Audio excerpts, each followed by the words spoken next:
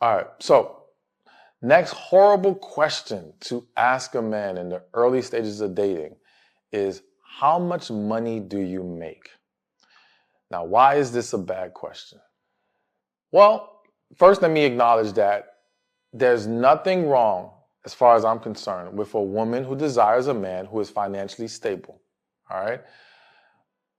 I'm not the biggest fan at some of the specific financial requirements some women have, because I think they lack a deeper understanding of what's really going to be beneficial and necessary for a healthy relationship. But everybody has a right to have their preferences and their requirements, okay? But we have to understand that one of the biggest concerns that a man has, for most men, is a woman only wanting them for their money. I always make the joke, even the men who don't have money are scared of a woman taking their money. All right? So understand that men who are doing well for themselves or who are stable or whatever, that's something that for most at least plays in the back of their mind. It's something that they're looking out for and they're concerned about. They don't want to get played. They don't want to get used. And so as a woman, you asking the question, how much do you make? And again, we're saying in the early stages of dating, because yes, at some point that will need to be discussed. At some point, we will have to have a better, clearer picture of each other's financial standing. And I think some can make the argument, well, if that's the case, why can't we talk about it as early as possible? I think we have to at least establish we really like each other. We want to take that next step to being together, committed.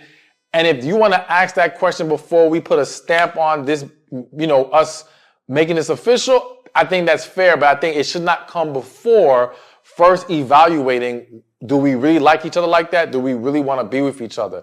Then we can maybe dive into that.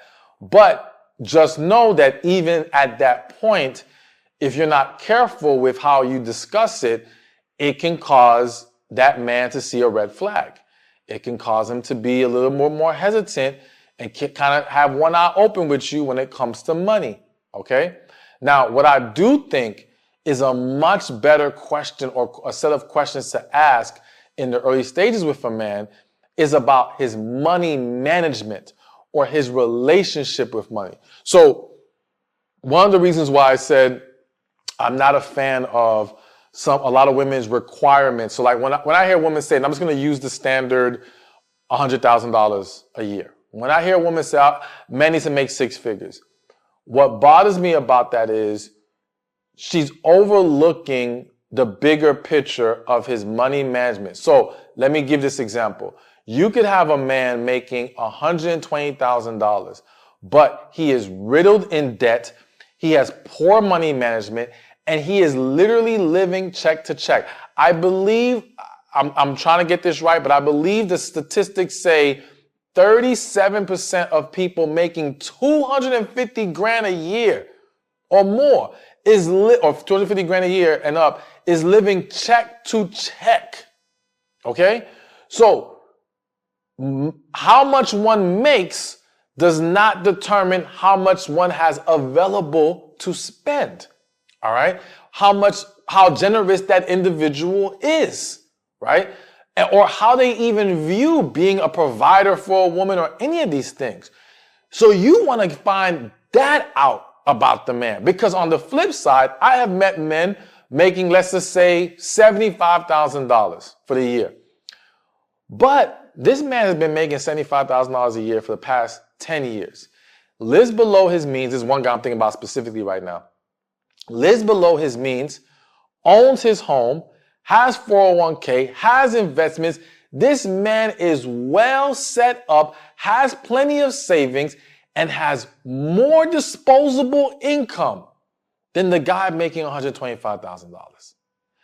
And his mentality, I'm speaking of the one I'm thinking about right now, is I want to be a provider for my woman. I'm going to take care of her. She'll have the option to not have to work. Like everything that a lot of women would love to have. But because people are getting so caught up in the how much you make number, won't even entertain the 75K dude, even though he's better off than the 100 and something thousand guy. So I do think that as a woman, it's better to ask questions to understand, okay, do you believe in savings, investments? You know, what's his level of generosity? How does he view, is he a good tipper?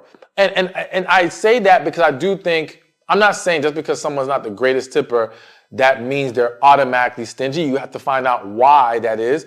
But I do think that typically people who are great tippers tend to be generous people. All right. So that's at least an indicator that he is not stingy with his money if he is willing to give like that.